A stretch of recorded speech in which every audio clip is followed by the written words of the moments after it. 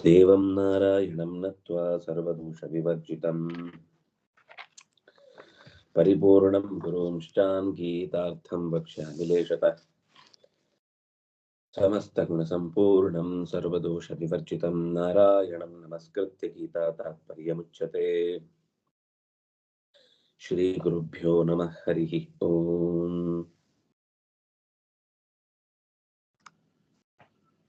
ಕಾಮಕ್ರೋಧ ವಿಯುಕ್ತಾನಾಂ ಯತೀನಾಂ ಯತಚೇತಸಾಂ ಅಭಿತೋ ಬ್ರಹ್ಮ ನಿರ್ವಾಣಂ ವರ್ತತೆ ವಿದಿತಾತ್ಮನಾಂ.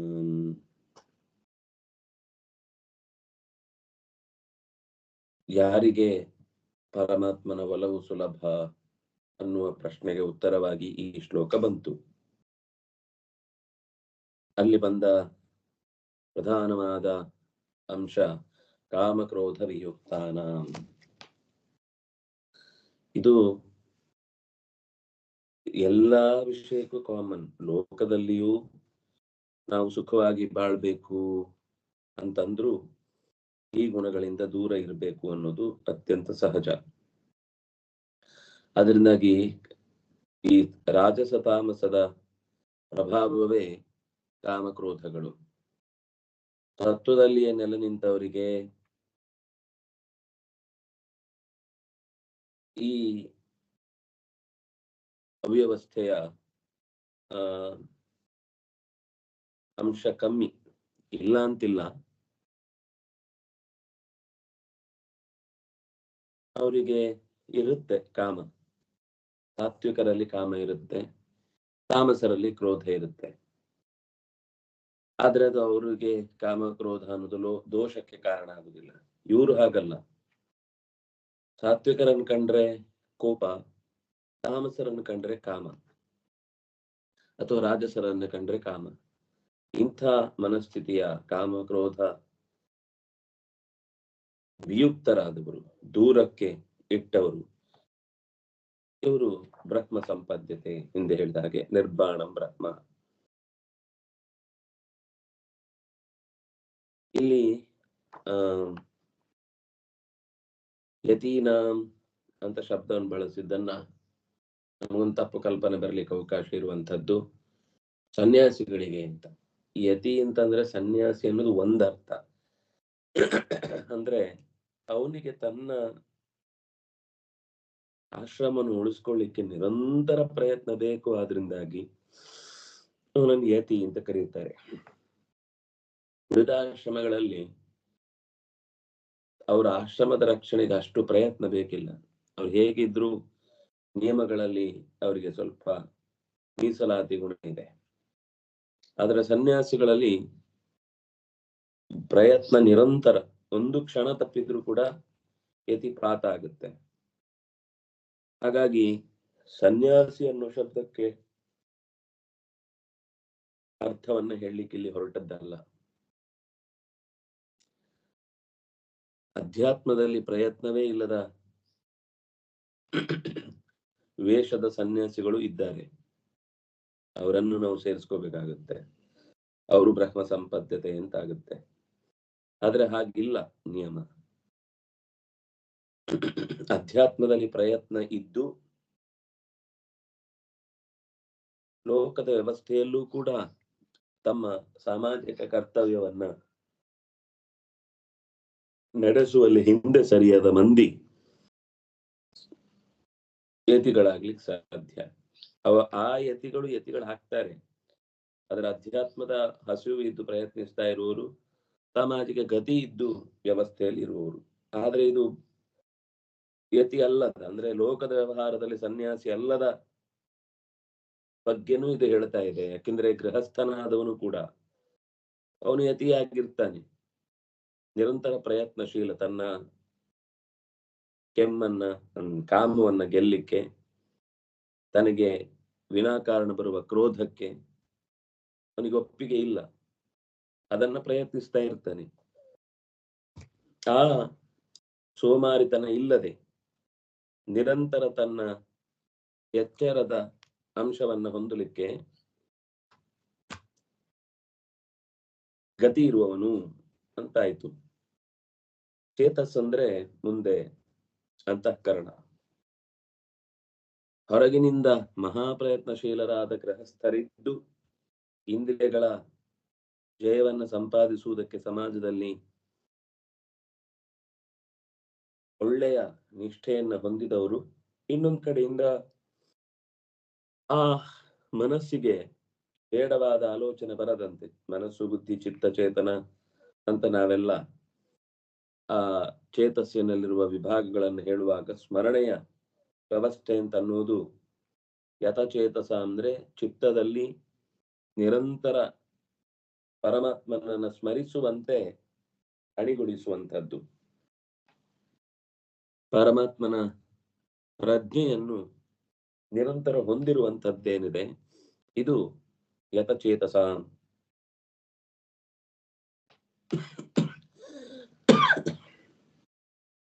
ಹದಗೊಳಿಸಿದ ಮನಸ್ಸನ್ನು ಭಗವಂತನಲ್ಲಿ ಇರಿಸಿದವ.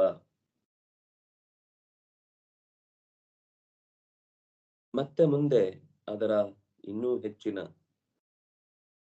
ಅಂದ್ರೆ ಇದು ಹಂತ ಹಂತವಾಗಿ ಬೆಳೆದಾಗ ವಿದಿತಾತ್ಮನ ಅಂತಃಕರಣದಲ್ಲಿ ಭಗವಂತನನ್ನ ಕಂಡವರು ಬಾಹ್ಯೇಂದ್ರಿಯದಿಂದ ಅವುಗಳ ಮೇಲಿನ ನಿಯಂತ್ರಣ, ಆಂತರ ಇಂದ್ರಿಯ ಎನಿಸಿದ ಮನಸ್ಸಿಗೂ ಭಗವಂತನಲ್ಲೇ ತೊಡಗುವಿಕೆ, ನೆನಪಿನ ಶಕ್ತಿಯನ್ನ ಅದಕ್ಕೆ ಬಳಸಿಕೊಳ್ಳುವಿಕೆ. ಇನ್ನು ಜೀವದ ಗತಿಯಲ್ಲಿ ತೆಗೆದುಕೊಂಡಾಗ ಆ ಕಣ್ಣಿನಿಂದ, ಜೀವದ ಕಣ್ಣಿನಿಂದ ಪರಮಾತ್ಮನನ್ನ ಕಾಣುವಿಕೆ, ಅಂದರೆ ಅಪರೋಕ್ಷ ಜ್ಞಾನ ಇರುವವನು. ನಾವು ಅಂದುಕೊಂಡ ಹಾಗೆ ಬ್ರಹ್ಮ ಇಲ್ಲ, ಅದಕ್ಕಿಂತಲೂ ಅಂದ್ರೆ ಲೋಕದ ಕಣ್ಣಿಗೆ ಕಾಣುವ ಹಾಗೆ ಭಗವಂತ ಇಲ್ಲ, ಅದಕ್ಕಿಂತ ಬೇರೆಯಾಗಿದ್ದಾನೆ ಅಂತ ಅವನನ್ನ ನಿರಂತರ ನೆನಪಿಸಿಕೊಳ್ಳುವವನು. ಇನ್ನೂ ಒಂದು ನಿರ್ಬಾಣ ಅಂತ ಶಬ್ದ ಬಳಸೋದ್ರಿಂದ ಆ ಅಭಿಪ್ರಾಯ ಇನ್ನೂ ಸ್ಪಷ್ಟ ಆಗುತ್ತೆ. ಬಾಣ ಅಂದ್ರೆ ಶರೀರ, ನಾವು ಲೋಕದಲ್ಲಿ ಕಾಣುವ ಮಣ್ಣು ನೀರು ಗಾಳಿ ಬೆಂಕಿ ಆಕಾಶ ಮರ ಗಿಡ ಕ್ರಿಮಿ ಕೀಟ ಪಶು ಪಕ್ಷಿ ಏನೆಲ್ಲ ಬಾಣಗಳಿವೆಯೋ ಆಕೃತಿಗಳಿವೆಯೋ ಆ ಯಾವ ಆಕೃತಿಗಳಿಗೂ ಆತ ಹೊಂದದವ, ಅದನ್ನ ಮೀರಿದವ. ನಿರ್ಬಾಣಂ ಬ್ರಹ್ಮ ನಿರ್ಬಾಣಂ ಅಭಿತಃ. ಎಲ್ಲಿ ನೋಡಿದ್ರೂ ಭಗವಂತ ಇದ್ದಾನೆ, ಆದ್ರೆ ಎಲ್ಲೆಲ್ಲೂ ಕಾಣುವ ಏನೆಲ್ಲ ವಸ್ತುಗಳಿವೆಯೋ ಆ ಯಾವ ವಸ್ತುವಿನ ಆಕೃತಿಗೂ ಅವನು ಸೀಮಿತ ಅಲ್ಲ. ಆ ವಸ್ತುವಿನ ಆಕೃತಿಯೂ ಇದೆ, ಒಂಥರ ನಿರಾಕಾರನೇ. ನಾವ್ ಅನ್ಕೊಂಡ ಆದ ಆಕಾರ ಇಲ್ಲ ಅಂತ ಅಷ್ಟೇ ಅರ್ಥ, ಅಷ್ಟೇ ನಿರಾಕಾರ ಅಂದ್ರೆ. ಎಲ್ಲೆಡೆಯೂ ಭಗವಂತನನ್ನೇ ಕಾಣುವ ನಿರಂತರ ಪ್ರಯತ್ನ. ಪ್ರಾಯ ಸರ್ವತ್ರ ಸರ್ವದಾ ತತ್ ಪ್ರಯತ್ನ ವಿನಾ ಸ್ವಯಮೇವ ಕೃಪಯಾ ತನ್ಮನೋ ಗೋಚರೋ ಭವತಿ ಅಂತ ಅದಕ್ಕೊಂದು ವಿವರಣೆ. ಎಲ್ಲ ದೇಶಗಳಲ್ಲೂ ಹೆಚ್ಚು ಕಮ್ಮಿ ಎಲ್ಲ ಕಾಲದಲ್ಲೂ ತನ್ನ ಪ್ರಯತ್ನ ಇಲ್ಲದೆ ಬಯಸಿದಾಗಲೆಲ್ಲ ಭಗವಂತನ ದರ್ಶನವನ್ನ ಭಗವಂತನೇ ತನ್ನ ಮೇಲಿನ ಕರುಣೆಯಿಂದ ಕೊಡ್ತಾ ಹೋಗ್ತಾನೆ ಅಂತಂದಾಗ ಬ್ರಹ್ಮ ನಿರ್ಬಾಣಂ ಅಭಿವರ್ತತೆ ಅಂತ ಗೊತ್ತಾಗುತ್ತೆ. ನಾನ್ ದೇವರನ್ನು ನೋಡ್ಬೇಕು ಅಂತ ಅನ್ಸೋ ಮುಂಚೆನೆ ಒಂದು ದರ್ಶನ ಕೊಡ್ತಾನಲ್ವಾ, ಅದು ಸಾಧಕನ ಹೆಗ್ಗಳಿಕೆ. ಭಕ್ತ ಕರೆಯುವ ಮುನ್ನವೇ ಭಗವಂತ ಭಕ್ತನ ಕಡೆಗೆ ಓಡಿ ಬರುವ ಕಾರುಣ್ಯಕ್ಕೆ, ಮಗು ಏನೋ ಮಾಡ್ತಾ ಇದೆ ಈಗೇನೋ ಆಗತ್ತೆ ಅಂತ ಗೊತ್ತಾದ ತಕ್ಷಣ ತಾಯಿ ಓಡಿ ಬರ್ತಾಳಲ್ಲ, ಅದು ಬಿದ್ದು ಅಮ್ಮ ಅಂತ ಕರೆಯುವ ಮುಂಚೆ ಅದು ದೇವರು. ಅವನು ಭಕ್ತರ ಕೈಗೊಂಬೆ ಒಂದು ರೀತಿಯಲ್ಲಿ. ಅಹಂ ಭಕ್ತ ಪರಾಧೀನೋ ಅಂತ ದೇವರೇ ಹೇಳಿಕೊಂಡ ಮಾತು ಕೂಡ.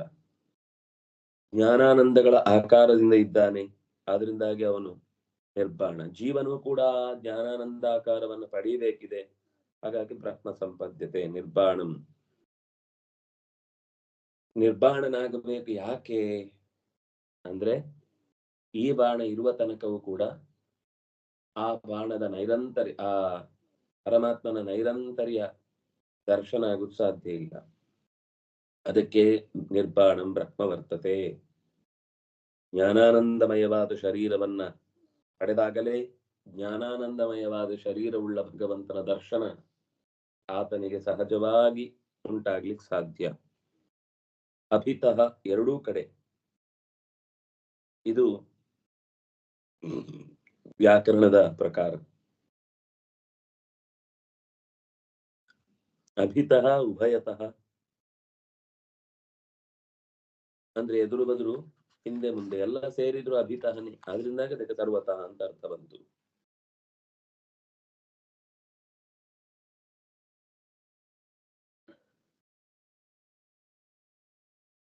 ಎಲ್ಲೆಂದರಲ್ಲಿ ಯಾವಾಗ ಬೇಕಾದರೂ ಬಯಸಿದಲ್ಲಿ ಬಯಸಿದಾಗ ಬಳಬಗೆಯಲ್ಲಿ ಕಾಣುವ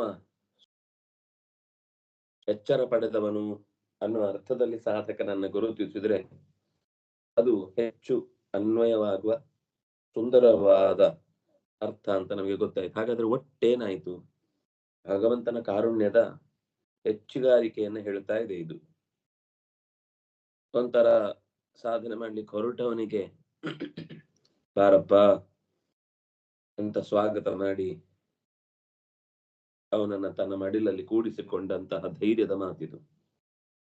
ಕಾಮಕ್ರೋಧ ವಿಯುಕ್ತರಾದವರಿಗೆ, ಮಹಾಪ್ರಯತ್ನಶೀಲರಿಗೆ, ಹದಗೊಳಿಸಿದ ಚಿತ್ತದಲ್ಲಿ ಭಗವಂತನನ್ನು ಹೊತ್ತವರಿಗೆ, ಅಪರೋಕ್ಷ ಜ್ಞಾನಿಗಳಿಗೆ, ಪ್ರಾಕೃತವಾದ ಶರೀರವಿರದ ಜ್ಞಾನಾನಂದಗಳೇ ಶರೀರವಾಗಿ ಉಳ್ಳ ಬ್ರಹ್ಮ ಭಗವಂತ ಎಲ್ಲೆಲ್ಲೂ ಎಂದೆಂದೂ ವರ್ತತೆ, ಇದ್ದಾನೆ. ಅವನು ತಾನೇ ಕೃಪೆಯಿಂದ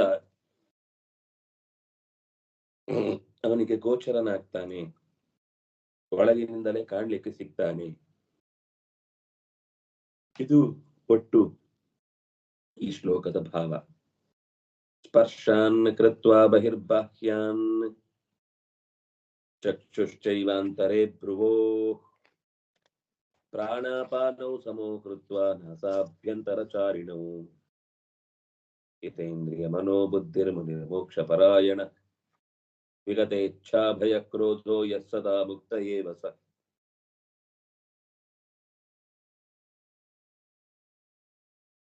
ಹೊರಗಿನಿಂದ ಬಂದ ಶಬ್ದ ಸ್ಪರ್ಶ ರೂಪ ರಸಗಂಧಗಳೆಂಬ ವಿಷಯ ಪದಾರ್ಥಗಳನ್ನು ಬಹಿರ್ಹಿ ಬಾಹ್ಯಾನ್ ಬಹಿಹಿ ಕೃತ್ವಾ, ಸ್ಪರ್ಶಾನ್ ಅಂದ್ರೆ ಪ್ರತ್ಯಕ್ಷಗಳು, ತ್ವಾಚ ಪ್ರತ್ಯಕ್ಷ, ಶ್ರಾವಣ ಪ್ರತ್ಯಕ್ಷ,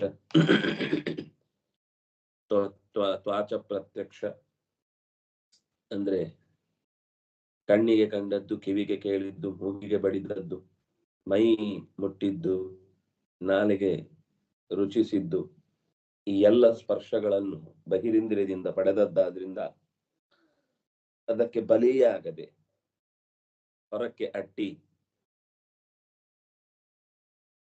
ಭ್ರುವೋಹ ಅಂತರೇ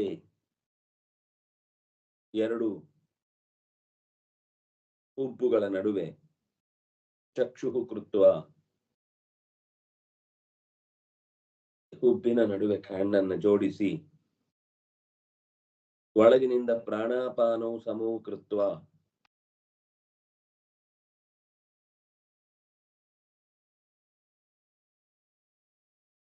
ಆಭ್ಯಂತರಚಾರಿಣು ಮೂಗಿನ ಮೂಲಕ ಒಳಹೊರ ಹೋಗುವ ಪ್ರಾಣವನ್ನ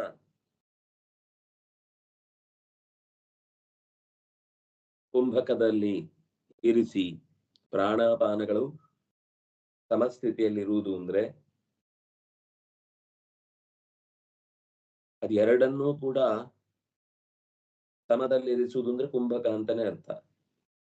ಮೂಗಿನ ಮೂಲಕ ಹೊರ ಒಳಗೆ ಸಾಗುತ್ತಿದ್ದ ಗಾಳಿಯನ್ನು, ಪ್ರಾಣ ಅಪಾರಗಳನ್ನು ಮಧ್ಯದಲ್ಲಿ ಆ ಕಡೆಯಿಂದ ಮೂಲಾಧಾರದಿಂದ ಜಾರದಂತೆ ಕೆಳಗಿನಿಂದ ಮೇಲ್ಮುಖವಾಗಿ ಅದನ್ನು ಒತ್ತಿ ಹಿಡಿದು, ಅಂದ್ರೆ ಉದದ್ವಾರದಲ್ಲಿ ಗಾಳಿ ಜಾರದಂತೆ ಮೇಲಕ್ಕೆ ಎಳೆದುಕೊಂಡು, ಕಂಠ ಭಾಗದಲ್ಲಿ ಉಡ್ಡಿಯಾನ, ಕಂಠದ ನಾಳದಿಂದ ಗಾಳಿ ಮೇಲಕ್ಕೆ ಪುಟಿಯದಂತೆ ಅಲ್ಲಿಯೂ ಬಂಧಿಸಿ, ಮೂಲಬಂಧ, ಉಡ್ಡಿಯಾನ ಬಂಧ, ಈ ಎರಡು ಬಂಧಗಳ ಮೂಲಕ ಕುಂಭಕದಲ್ಲಿ ಪ್ರಾಣನನ್ನ ಇರಿಸಿ ಮತ್ತೆ ಮುಂದಿನ ಶ್ಲೋಕ ಸೇರಿಸಿ ಆ ಭಾಗ ಇದೆ. ಯತ ಇಂದ್ರಿಯ ಮನೋಬುದ್ಧಿ, ಉಳಿದ ಹೊರ ಇಂದ್ರಿಯಗಳು, ಮನಸ್ಸು ಮತ್ತು ಬುದ್ಧಿ ಇದೆಲ್ಲವೂ ಕೂಡ ನಿಯಂತ್ರಣದಲ್ಲಿ ಇರುವಂತೆ ಮುನಿ ಮನನಶೀಲನಾಗಿ, ಮೋಕ್ಷ ಪರಾಯಣ ಮುಕ್ತಿಯನ್ನು ಬಯಸುವವನಾಗಿ, ವಿಗತೇಚ್ಛಾಭಯ ಬೇಡವಾದ ಬಯಕೆಗಳಿಗೆ ಬಲಿಯಾಗದೆ, ಅನಗತ್ಯವಾದ ಭಯಕ್ಕೆ ಒಳಗಾಗದೆ, ಕೆಟ್ಟ ಕೋಪಕ್ಕೆ ಸಿಲುಕದೆ ಯಾರು ನಿಲ್ಲುವನೋ ಅವನು ಸದಾ ಮುಕ್ತ. ಮೋಕ್ಷಕ್ಕೆ ಹೋದ್ಮೇಲೆ ಮುಕ್ತ ಅಲ್ಲ, ಅವನು ಈಗ್ಲೇ ಮುಕ್ತನೇ ಸರಿ. ಎಸ್ ಸದಾ ಮುಕ್ತ ಏವ ಸ. ಮುಂದಿನ ಶ್ಲೋಕದ ಭಾಗದ ಅಂಶವು ಶ್ಲೋಕದ ಭಾಗವೂ ಸೇರಿ ಈ ಪ್ರಶ್ನೆಗೆ ಉತ್ತರ ಸಿಗುತ್ತೆ. ಇಲ್ಲಾಂದ್ರೆ ಅದೇನು ಚಕ್ಷುಷೈವ ಅಂತಾರೆ, ಅಲ್ಲಿಗೆ ಮಾಡಿ ಅಂತಿದೆ. ಅದಕ್ಕೋಸ್ಕರ ಒಟ್ಟಿಗೆ ಆ ಶ್ಲೋಕವನ್ನು ಓದಿದ್ದು. ಎಸ್ ಸದಾ ಮುಕ್ತ ಏವ ಸ.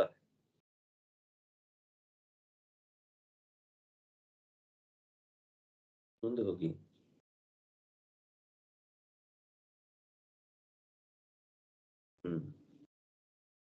ಎಸ್ ಸದಾ ಮುಕ್ತ ಏವ ಸ, ಯಾವಾಗಲೂ ಮುಕ್ತನೇ ಆಗಿದ್ದಾನೆ.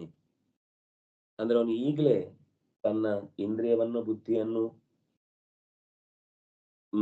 ಮನಸ್ಸನ್ನು ಗೆದ್ದಿದ್ದಾನೆ ಅಂತ ಆದ್ರೆ, ನಿರಂತರ ಬಿಡುಗಡೆಯ ದಾರಿಯ ಕಡೆಗೆ ಪ್ರಯತ್ನಶೀಲನಾದ್ರೆ, ವಿಗತ ಇಚ್ಛಾ ಭಯ. ವಿಗತ ಅಂತಂದ್ರೆ ಹೊರಟು ಹೋದ ಭಯ, ಬೇರೆಯವರ ಬಗ್ಗೆ ಏನನ್ನೂ ತಲೆ ಕೆಡಿಸಿಕೊಳ್ಳದೆ, ತನ್ನ ಸಾಧನೆಯ ಬಗ್ಗೆನೇ ಹೆಚ್ಚು ಯೋಚನೆ ಮಾಡುತ್ತಾ, ಯಾರು ಹೆಚ್ಚು ಭಗವಂತನಿಗೆ ಪ್ರಿಯವಾಗುವಂತೆ ತನ್ನ ಬದುಕನ್ನ ರೂಪಿಸಿಕೊಳ್ತಾನೋ ಅವನು ಮುಕ್ತಯೇವ, ಬಿಡುಗಡೆಗೆ ಹತ್ತಿರನಾಗ್ತಾನೆ ಅಂತ ಅರ್ಥ. ಧ್ಯಾನದ ಮಜಲನ್ನ, ಯಾಕಂದ್ರೆ ಮುಂದಿನ ಅಧ್ಯಾಯದಲ್ಲೆಲ್ಲ ಅದರ ವಿವರ ಕೊಡ್ಲಿಕ್ಕೋಸ್ಕರ ಮತ್ತೆ ಕೆಲವು ಸಂಗತಿಗಳನ್ನ ಹೇಳ್ತಾ ಇದೆ.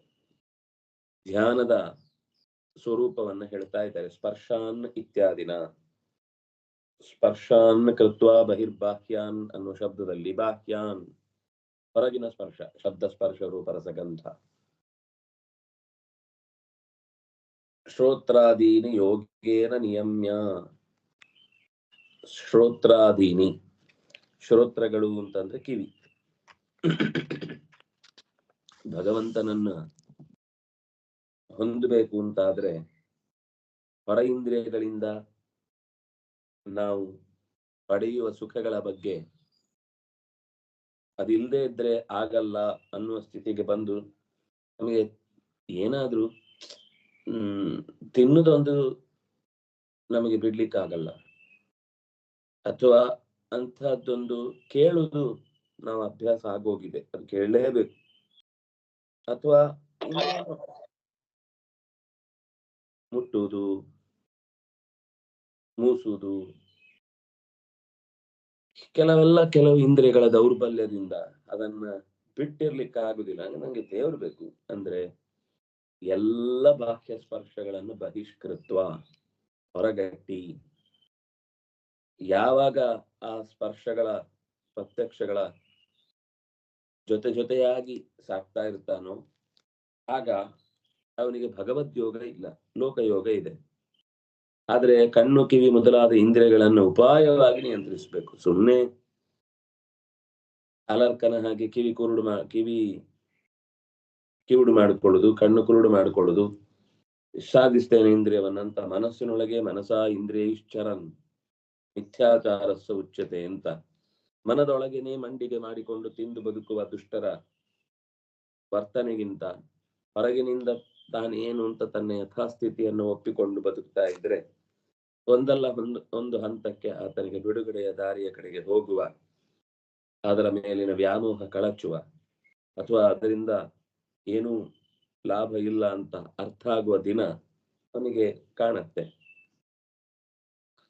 ಹಾಗಾಗಿ ಚಕ್ಷುಗೂ ಭ್ರುವೋರಂತರೇ ಕೃತ್ವ, ಹುಬ್ಬುಗಳ ನಡುವೆ ಕಣ್ಣಿಟ್ಟು ದೃಷ್ಟಿ ಇಟ್ಟು, ಈ ಮಾತು ನಾಸಾಗ್ರೇ ವಾ ಭ್ರುವೋರ್ಮಧ್ಯೆ ಧ್ಯಾನಿ ಚಕ್ಷುರ್ನಿಧಾಪಯೇತ್. ನಾಸಾಗ್ರೇ ಅಥವಾ ಭ್ರುವೋರ್ಮಧ್ಯೆ,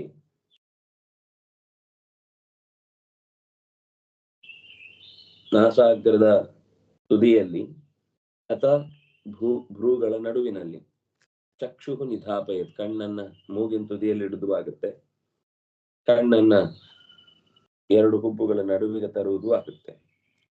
ಹೀಗೆ ಚಕ್ಷುರ್ ನಿಧಾಪಯೇತ್ ಅಂತ ಒಂದು ಮಾತಿದೆ.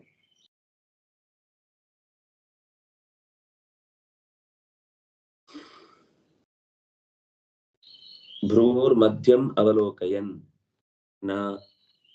ಹುಬ್ಬುಗಳ ನಡುವೆ ಕಣ್ಣು ಒಂದಾಗಿಸಿ ಒಟ್ಟಿಗೆ ನೋಡ್ತಾ, ಕುಂಭಕದಲ್ಲಿಟ್ಟು ಪ್ರಾಣಾಪಾನಗಳನ್ನು ಸಮೌಕೃತ್ವ, ಕುಂಭಕದಲ್ಲಿ ಸಮಸ್ಥಿತಿಯಲ್ಲಿ ಇರಿಸಿ ಅಂತ ಇಷ್ಟು ಹೇಳಿ, ಏತೇಂದ್ರಿಯ ಮನೋಬುದ್ಧಿ ನಿರ್ಮೋಕ್ಷ ಪರಾಯಣ ಇತ್ಯಾದಿಗಳೆಲ್ಲ ವಿಗತೇಚ್ಛಾ ಭಯ ಕ್ರೋಧ, ಇಚ್ಛಾ ಭಯ ಕ್ರೋಧ ಇವುಗಳೆಲ್ಲವೂ ಕೂಡ ಅನಗತ್ಯವಾದ ರೀತಿಯಲ್ಲಿ ಎಲ್ಲೂ ಜಾರದಂತೆ ನೋಡಿಕೊಂಡು ಮುಂದೆ ಸಾಗಬೇಕಾದದ್ದು ಅಂತ ತಾತ್ಪರ್ಯ. ಇಲ್ಲೇ ಆಚಾರ್ಯರ ತಾತ್ಪರ್ಯ ಸ್ವಲ್ಪ ಮುಂದೆ.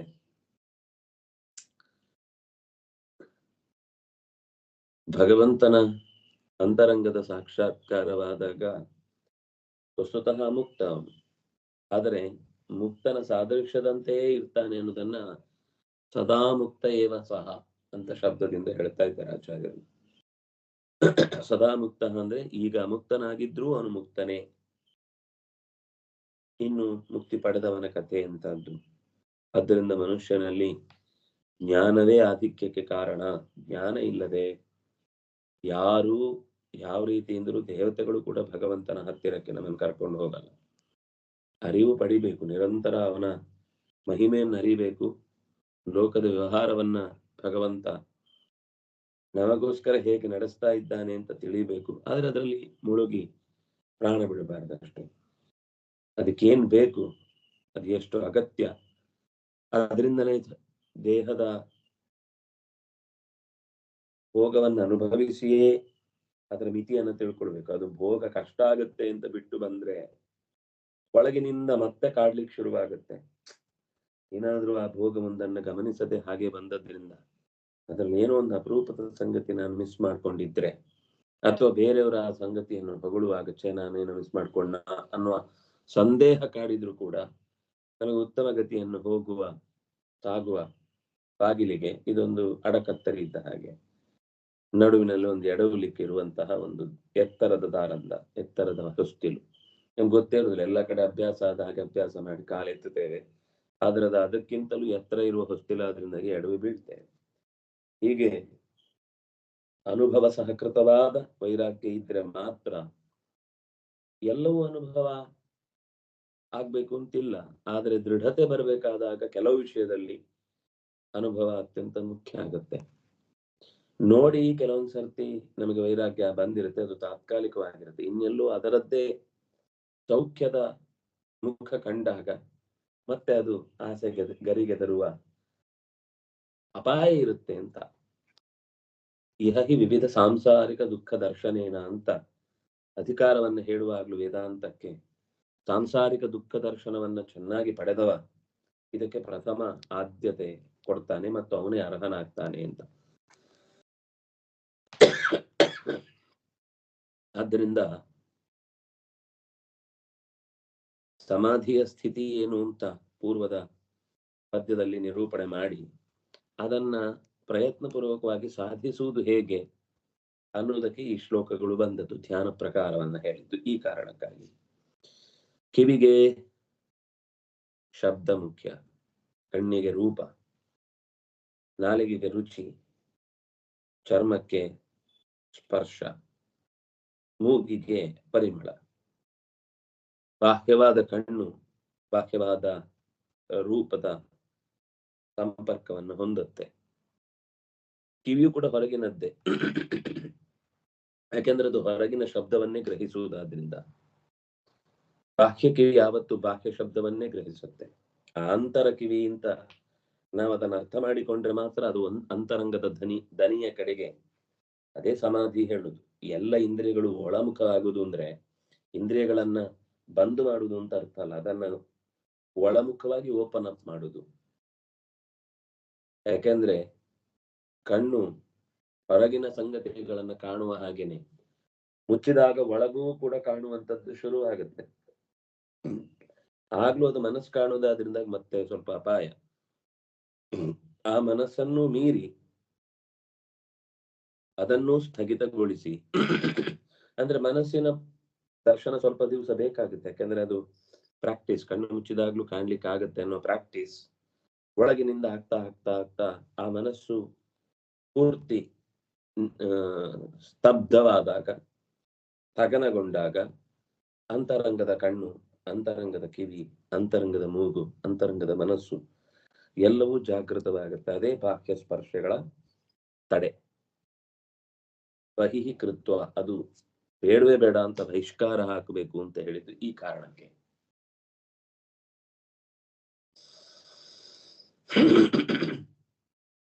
ಅದರಿಂದ ಹೊರಗಿನ ಸ್ಪರ್ಶಕ್ಕಿಂತ ಒಳಗಿನ ಸ್ಪರ್ಶ ರುಚಿಯಾಗಿದೆ ಅಂತ ಗೊತ್ತಾಗುವ ತನಕ ಮಾತ್ರ ಹೊರಗಿನ ಸ್ಪರ್ಶ ಮರಳು ಮಾಡುತ್ತೆ.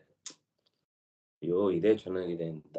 ಆದ್ರೆ ಯಾವಾಗ ಒಂದು ಸರ್ತಿ ಇದಕ್ಕಿಂತಲೂ ಅತ್ಯಂತ ಸುಂದರವಾದ ಒಳ ಸ್ಪರ್ಶಗಳ ಪ್ರತ್ಯಕ್ಷಗಳ ಅನುಭವ ಆತನಿಗೆ ಉಂಟಾಯಿತು ಅಂದ್ರೆ ಅಲ್ಲೇ ಇದ್ಬಿಡುತ್ತೆ. ಆಮೇಲೆ ಮನಸ್ಸು ಈಚೆಗೆ ಹೊರಗೆ ಬರ್ಲಿಕ್ಕೆ ಒಪ್ಪಲ್ಲ. ಅಯ್ಯ ಇದರಲ್ಲಿ ಎಂತದೂ ಇಲ್ಲ ಅಂತ ಅನ್ಸ್ಲಿಕ್ಕೆ ಶುರುವಾಗುತ್ತೆ. ಆದ್ರೆ ಅಲ್ಲಿ ತನಕ ಇದೇ ಮುಖ್ಯ, ಇದೇ ಪ್ರಧಾನ, ಇದೇ ಹೆಚ್ಚು ಆನಂದವನ್ನು ನೀಡುವಂತಹದ್ದು ಅಂತ ಭ್ರಮೆಯಲ್ಲಿ ಮನುಷ್ಯ ಬದುಕ್ತಾನೆ. ಆದ್ರಿಂದ ಮನುಷ್ಯ ಎಷ್ಟು ಸಾಧ್ಯವೋ ಅಷ್ಟು ತನ್ನ ಹೊರ ಇಂದ್ರಿಯಗಳಿಗೆ ಸಿಗುವ ಭೋಗಗಳಿಗೆ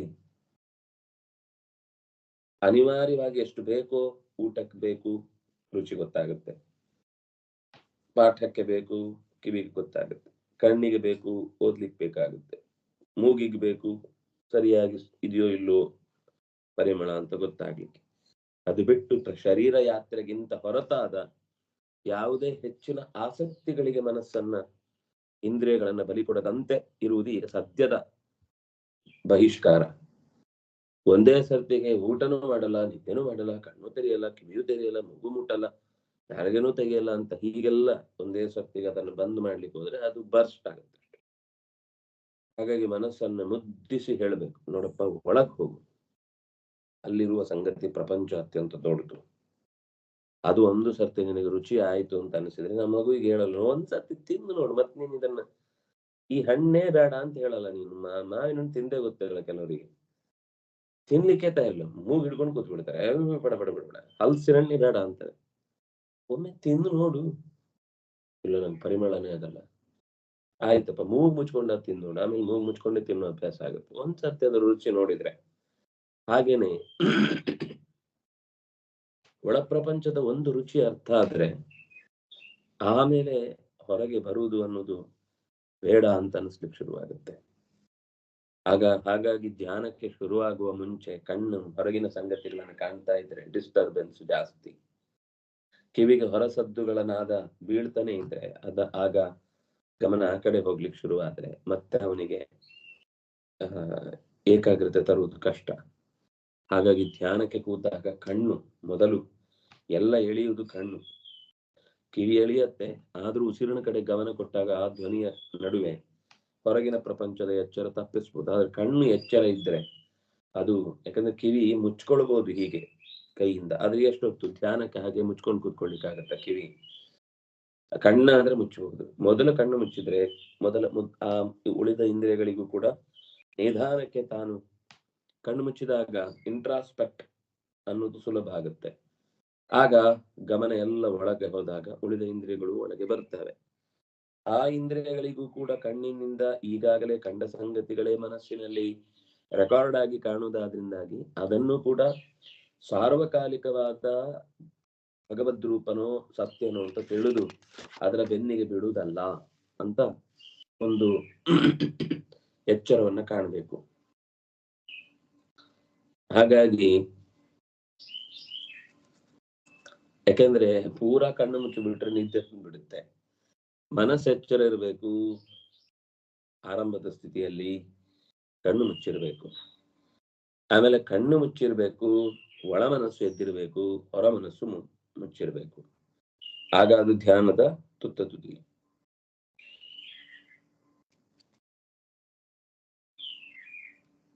ಆದರೆ ಕಣ್ಣು ಪೂರ್ತಿ ಮುಚ್ಚಲು ಬಾರದು ಅಂತ ಇಲ್ಲಿ ಹೇಳಿತ್ತು. ಅಂತರೇ ಭ್ರುವಿನ ನಡುವಿಗೆ ಕಣ್ಣು ತಾಗಿರ್ಬೇಕು. ಬಿಲ್ಗಾರನ ನೋಟ ಹೇಗೆ ಬೇರೆ ಏನನ್ನು ನೋಡದೆ ಕೇವಲ ಆ ಗುರಿಯ ಕಡೆಗೆ ಮಾತ್ರ ಗಮನ ಹರಿದಿರುತ್ತೋ ಹಾಗೆ ಆಜ್ಞಾಚಕ್ರದ ನಡುವಿನ ಭಾಗಕ್ಕೆ ನಾವು ಮುಂದೇನ್ ಮಾಡಬೇಕು ಅಂತ ಎಚ್ಚರ ಕೊಡುವ ಭಗವಂತನ ರೂಪ ವಿಶ್ವ ಸರಿಯಾದ ದಾರಿಯನ್ನು ತೋರುವುದಕ್ಕಾಗಿ ಹುಬ್ಬಿನ ಮಧ್ಯದಲ್ಲಿದ್ದಾನೆ. ಅವನನ್ನು ಚಕ್ಷುಶ್ಚೈವ ಅಂತರೇ ಭ್ರುವೋ, ಹುಬ್ಬಿನ ನಡುವೆ ಇರಿಸಿ ಅವನನ್ನ ಕಾಣಬೇಕು. ಈ ಏಕಾಗ್ರತೆ ಸ್ವಲ್ಪ ಕಷ್ಟ.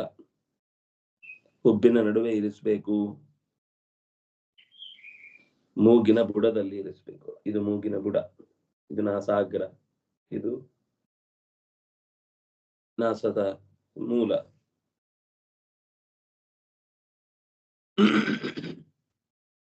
ಅಂದ್ರೆ ಆಜ್ಞಾಚಕ್ರದಲ್ಲಿ ಸಹಸ್ರಾರಕ್ಕೆ ಹೋಗ್ಲಿಕ್ಕೆ ಹೆಬ್ಬಾಗಿಲದು. ಅಷ್ಟೇ ಅಲ್ಲ, ಒಳಗಿನ ಸಂಚಾರಕ್ಕೆ, ಪ್ರಾಣದ ಸಂಚಾರಕ್ಕೆ ಮುಖ್ಯ ನೆಲೆದಾಣ ಅದು. ಅದರ ಕೆಳಗೆ ವಿಶುದ್ಧಿ ಚಕ್ರ, ಅನಾಹತ ಚಕ್ರ ಅಂತ ಇನ್ನೂ ಸಂಗತಿಗಳಿವೆ. ಅನಾಹತ ಅದು ಹೃದಯ ಮಧ್ಯಭಾಗದಲ್ಲಿರುವಂತಹ ಭಗವಂತನನ್ನು ಧ್ಯಾನಿಸ್ಲಿಕ್ಕಿರುವ ಅಪರೂಪದ ನಾಡು. ಅದು ಬೆಣ್ಣೆಯ ಸಮುದ್ರದ ಪ್ರತೀಕವಾಗಿ ನಿಂತಿದೆ. ಅದರಿಂದಾಗಿ ಹೃದಯ ಮಥನ ಅಂತ, ಹೃದಯದಲ್ಲಿ ನಿರಂತರ ಅರಿವಿನ ಮಥನ ಉಂಟಾದಾಗ ಹುಟ್ಟಿದ ಬೆಣ್ಣೆ ಹೃದಯ ಸಮುದ್ರಕ್ಕೆ ಅರ್ಥವನ್ನ ತಂದುಕೊಡುವಂಥದ್ದಾದ್ರಿಂದಾಗಿ ಆಜ್ಞಾಚಕ್ರ ಕ್ಷೀರ ಸಮುದ್ರ. ಅಲ್ಲಿ ಶೇಷಶಾಹಿಯಾದ ನಾರಾಯಣನನ್ನ ಕಾಣಬೇಕು ಅಂತ ಹೇಳ್ತಾರೆ. ಸಹಸ್ರಾರ ಅನ್ನೋದು ಅಮೃತ ಸಮುದ್ರ, ಸುಧಾ ಸಮುದ್ರ. ಅಲ್ಲಿ 101 ಹೆಡೆಯ ಹಾವಿನ ಮೇಲೆ ನಾಟ್ಯವಾಡುವ ಭಗವಂತ ಕುಣಿತಾ ಇರ್ತಾನೆ. ಅಂದ್ರೆ ಕುಣಿತಾ ಭಗವಂತ ಕಾಣ್ತಾನೆ. ಇದಕ್ಕೆಲ್ಲ ಸಿದ್ಧತೆ ಏನು ಅಂತಂದ್ರೆ ಹುಬ್ಬಿನ ನಡುವೆ ನೋಟ ನಿಲ್ಲಿಸುವುದು. ಈ ಕೃತ್ವ ಅನ್ನುವ ಶಬ್ದ ಚಕ್ಷುಶ್ಚೈವ ಅಂತರೇ ಭ್ರುವೋ ಕೃತ್ವ ಅಂತ ಆ ಕಡೆಗೂ ಈ ಕಡೆಗೂ ಎರಡೂ ಕಡೆಗೆ ಆ ಶ್ಲೋಕದ ಕೃತ್ವ ಶಬ್ದದ ಅನ್ವಯ ಆಗುತ್ತೆ. ಸಂಪ್ರೇಕ್ಷಣಾಸಿಕಾಗ್ರಂ ಸ್ವಂ ದಿಶಶ್ಚಾನವಲೋಕಯನ್ ಅಂತ ಮುಂದೆ 6ನೇ ಅಧ್ಯಾಯದಲ್ಲಿ ಇದರ ಇನ್ನಷ್ಟು ಸ್ಪಷ್ಟವಾದ ಬಿಡಿಸುವಿಕೆ ಇದೆ. ಆದ್ರಿಂದಾಗಿ ಇದು ಪೀಠಿಕೆಯ ಮಾತು, ಮುಂದಿನ ಅಧ್ಯಾಯಕ್ಕೆ ಪೂರ್ಣ ಸಿದ್ಧತೆಯನ್ನು ಹೇಳುವ ಮಾತು. ಆಜ್ಞಾಚಕ್ರ ಭಗವಂತನ ಅತ್ಯಂತ ಅಪರೂಪದ ನೆಲೆದಾಣ. ಅಲ್ಲೇ ಭಗವಂತ ಇದ್ದಾನೆ ಎನ್ನುವ ನಂಬಿಕೆಯಿಂದ ಆ ದೃಷ್ಟಿಯನ್ನ ಅಲ್ಲಿಗೆ ಹರಿಯ ಬಿಡಬೇಕು. ಅದರಿಂದಾಗಿ ಚಕ್ಷುಶ್ಚೈವ ಅಂತರೇ ಭ್ರುವೋ ಅಂತ ಏವ ಶಬ್ದ ಹಾಕಿ ಭ್ರುವೋ ಅಂತರೇ ಏವ ಚಕ್ಷು ಕೃತ್ವ, ಹುಬ್ಬುಗಳ ನಡುವೆಗೆನೆ ದಿಟ್ಟಿಸಿ ಅಲ್ಲಿ ನಿಲ್ಲಿಸಿಯೇ ನಾವು ಧ್ಯಾನ ಮಾಡಬೇಕು. ಆದ್ರಿಂದಾಗಿ ಇದು ಬಹಳ ಮುಖ್ಯ ಅಂತ ಗೊತ್ತಾಯ್ತು.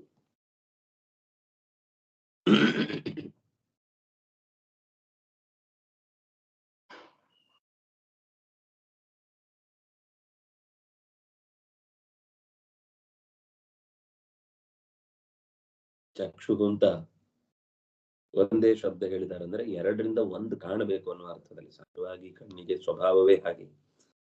ಆದ್ರೆ ಇಲ್ಲಿ 2 ಕಣ್ಣಿನಿಂದ ಕಾಣುವ ಸಂಗತಿ ಒಂದಾಗಿರ್ಬೇಕು ಅಂತ ತಿಳಿಸುವುದರ ಉದ್ದೇಶವಾಗಿ ಚಕ್ಷು ಅಂತ ಏಕವಚನದಲ್ಲಿ ಪ್ರಯೋಗಿಸಿ ಹುಬ್ಬುಗಳ ನಡುವೆ ನೋಟವಿರಿಸಿ ಭಗವಂತನ ಕಾಣುವಿಕೆಗೆ ಬೇಕಿರುವ ಮೆಟ್ಟಿಲನ್ನು ಸಿದ್ಧಪಡಿಸಬೇಕು ಅಂತ ಹೇಳಿದ ಹಾಗಾಯಿತು.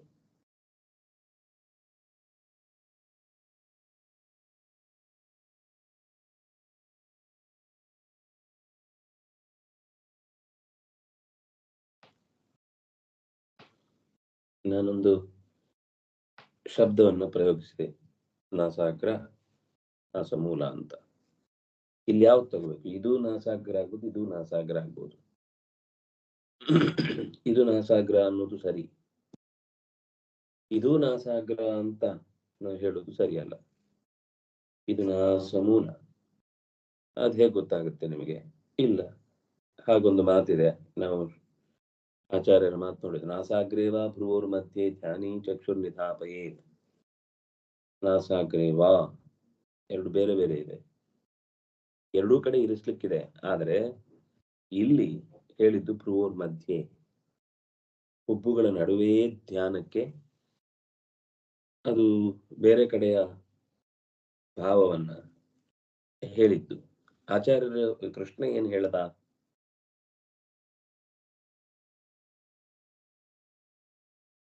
ಹುಬ್ಬುಗಳ ನಡುವೆ ಇರಿಸುವುದು ಅನ್ನೋದು ಹೆಚ್ಚು ಅಗತ್ಯ. ಯಾಕಂದ್ರೆ ನಾವು ಆಜ್ಞಾಚಕ್ರದ ಜಾಗೃತಿಗಾಗಿ ನಡೆಸ್ತಾ ಇರುವಂತಹ ಕ್ರಿಯೆ. ಇದರ ನಂತರ ಪ್ರಾಣಾಪಾನು ಸಮೋ ಕೃತ್ವ ನಾಸಾಭ್ಯಂತರ ಚಾರಿಣವು ಅಂತ ಮತ್ತೆ ಮುಂದೆ ಮಾತು ಪ್ರಾಣಾಯಾಮದ ಬಗ್ಗೆ ಬಂತು. ಮೊದಲು ತಲೆಮೂಗಿನಿಂದ ಗಾಳಿಯನ್ನ ಹೊರಕ್ಕೆ ಬಿಟ್ಟು ಎಡಹೊರಳೆಯಿಂದ ಗಾಳಿಯನ್ನ ಸ್ವೀಕರಿಸಿ ಮೇಲೆ ಕೆಳಗೆ ಎರಡೂ ಕಡೆ ಬಿಗಿಗೊಳಿಸಿ, ಮೇಲೆಯಿಂದ ಹೊರಗೆ ಹೋಗ್ಬಾರ್ದು, ಕೆಳಗಿನಿಂದ ಕೆಳಗೆ ಜಾರಬಾರದು. ಇದಕ್ಕೆ ರೇಚಕ ಪೂರಕ ಅಂತಾರೆ, ಒಳಗ್ ತಗೊಳ್ಳೋದು ಹೊರಗೆ ಬಿಡುದು. ಇದು ಎರಡೂ ಕೂಡ ಬಂದಾದ್ರೆ ಅದನ್ನು ಕುಂಭಕ ಅಂತಾರೆ. ಕುಂಭ ಸ್ಥಿತಿಯಲ್ಲಿ ಎದೆಯಲ್ಲಿ ಗಾಳಿಯನ್ನು ತುಂಬಿಕೊಳ್ಳುವುದು. ಪ್ರಾಣಾಪಾನಗಳನ್ನು ಸಮಸ್ಥಿತಿಯಲ್ಲಿ ಇರಿಸುವುದು ಅಂತ ಅದಕ್ಕೆ ಇನ್ನೊಂದು ಶಬ್ದ. ಆ ಕಡೆಯಿಂದ ಪೂರಕವೂ ಇಲ್ಲ, ಈ ಕಡೆಯಿಂದ ರೇಚಕವೂ ಇಲ್ಲ. ಸ್ತಬ್ಧತೆ ಅನ್ನೋದು ಪ್ರಧಾನವಾದ ಅಂಶ. ಆ ಸ್ತಬ್ಧಗೊಂಡ ಭಾವವೇ ಬೆಂಕಿಯಾಗಿ ಕನ್ವರ್ಟ್ ಆಗುವುದು ಒಳಗಿನಿಂದ. ಯಾವಾಗ ನಾವು ಅದನ್ನ ಅರ್ಥಪೂರ್ಣವಾಗಿ ಗುರುಗಳಿಂದ ತಿಳಿದು ಮಾಡ್ಬೇಕು. ಸುಮ್ಮನೆ ಈಗ ಗೊತ್ತಾಯ್ತು ಅಂತ ಏನೋ ಮಾಡ್ಲಿಕ್ಕೆ ಹೋದ್ರೆ ಎಷ್ಟೋ ಸರ್ತಿ ಅನಾರೋಗ್ಯಕ್ಕೆ ಕಾರಣ ಆಗುತ್ತೆ. ಮನಸ್ಸು ಸ್ಥಿಮಿತ ತಪ್ಪತ್ತೆ, ಬುದ್ಧಿ ಭ್ರಮಣೆ ಆಗುತ್ತೆ, ಕಣ್ಣು ದೃಷ್ಟಿ ಮಂದ ಆಗ್ಬಹುದು, ನಾಲಿಗೆ ತೊಡರಬಹುದು, ಏನಾದ್ರೂ ಆಗ್ಬಹುದು. ಜಾಗ್ರತೆ ಇರಬೇಕು ಅಂತ ಅಷ್ಟೇ ಉದ್ದೇಶ. ಕುಂಭಕ ಅಂದ್ರೆ ಏನು? ಉಚ್ಛ್ವಾಸ ನಿಶ್ವಾಸ ರಹಿತಂ ವಾಯುಪೂರಣಂ ಕುಂಭಕಂ.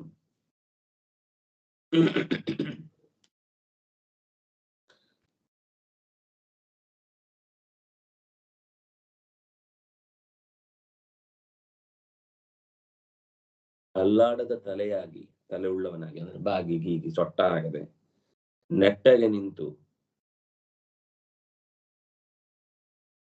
ಒಳಗೆ ಗಾಳಿ ತುಂಬಿಕೊಂಡು ಸ್ಥಿರವಾಗಿ ಕೂಡುವಂತೆ ಮಾಡುವಂಥದ್ದನ್ನ ಕುಂಭಕ. ಕುಂಭ ಇವ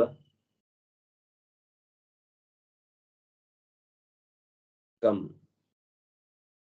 ಶರೀರದ ಪ್ರಧಾನ ಭಾಗ ತಲೆ.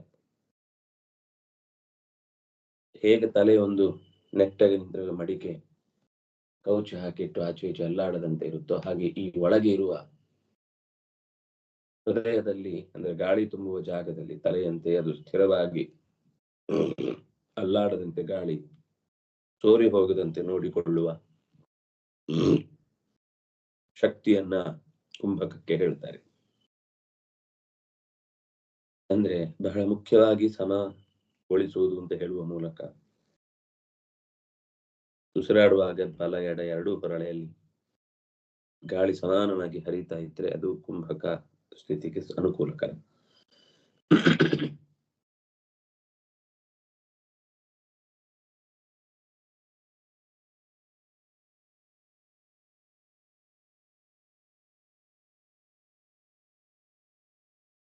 ಬಾಹ್ಯೇಂದ್ರಿಯಗಳ ಸಂಪರ್ಕ ಕಳಚಿ ಅಂತರಂಗದ ಕಡೆಗೆ ಮನಸ್ಸು ಹರಿಸಿ ಹುಬ್ಬುಗಳ ನಡುವಿನ ಭಾಗವನ್ನ ದಿಟ್ಟಿಸಿ ಯಾರು ಸಮಸ್ಥಿತಿಯಲ್ಲಿ ವಾಸ ಮಾಡ್ತಾನೋ ಅವನು ಭಗವಂತನನ್ನ ಕಾಣ್ಲಿಕ್ಕೆ ಬೇಕಿರುವ ಒಂದು ವೇದಿಕೆಯನ್ನು ಸಿದ್ಧಪಡಿಸಿಕೊಳ್ತಾನೆ ಅಂತ ಹೇಳಿದ್ರು. ಸರಿ, ಇದು ಹೊರಗಿನಿಂದ ಇಂದ್ರಿಯಗಳ ಸಿದ್ಧತೆ ಆಯಿತು. ಹಿಂದೆ ಯಾಕೆ ಈಗ ಈ ವಿಷಯವನ್ನು ಹೇಳ್ತಿದ್ದಾರೆ ಅಂತಂದ್ರೆ, ಹಿಂದಿನ ಅಷ್ಟು ಸಂಗತಿಗಳು ಅವನಿಗೆ ತಲೆಯಲ್ಲಿ ಇರಬೇಕು. ಏನನ್ನು ಕಾಣಬೇಕು? ಹೃದಯದ ಮತ್ತೆ ಕೊಬ್ಬುಗಳ ನಡುವೆ. ಸುಮ್ನೆ ದಿಟ್ಟಿಸುವುದು ಅಂದ್ರೆ ಸುಮ್ನೆ ಕಣ್ಣು ಮುಚ್ಚಿ ಬಿಟ್ರೆ ಆಗತ್ತ? ಅಲ್ಲಿ ಯಾರನ್ನು ಕಾಣಬೇಕು ಅನ್ನೋದನ್ನ ಹಿಂದೆ ಶಬ್ದಗಳಲ್ಲಿ ನಿರೂಪಣೆ ಮಾಡಿದ್ದಾರೆ. ಅದೆಲ್ಲ ನೆನಪಿದ್ದು ಮುಂದಿನ ಮಾತುಗಳಿಗೆ ನಾವು ಸಾಗಬೇಕು. ಯತ ಇಂದ್ರಿಯ ಮನೋಬುದ್ಧಿ ಮುನಿರ್ಮೋಕ್ಷ ಪರಾಯಣ ಅನ್ನುವ ಈ ಸಂಗತಿಗಳ ಭಾವವನ್ನ ಮತ್ತೆ ನಾಳೆಯ ಚಿಂತನೆಯಲ್ಲಿ ಅನುಸಂಧಾನ ಮಾಡೋಣ ಅಂತ ಹೇಳ್ತಾ, ಕಾಯಿನ ವಾಚ ಮನಸ ಇಂದ್ರಿಯ ಇರುವ ಬುದ್ಧಿಯ ಆತ್ಮನವಾನುಸೃತ ಸ್ವಭಾವ ಕರೋಮಿ ಯತ್ಯತ್ ಸಕಲಂ ಪರಸ್ಮೈ ನಾರಾಯಣಾಯ ಸಮರ್ಪಯಾಮಿ. ಶ್ರೀಕೃಷ್ಣಾರ್ಪಿತಮಸ್ತು. ಶ್ರೀ ಹರಿಪ್ರಿಯತಾಂ.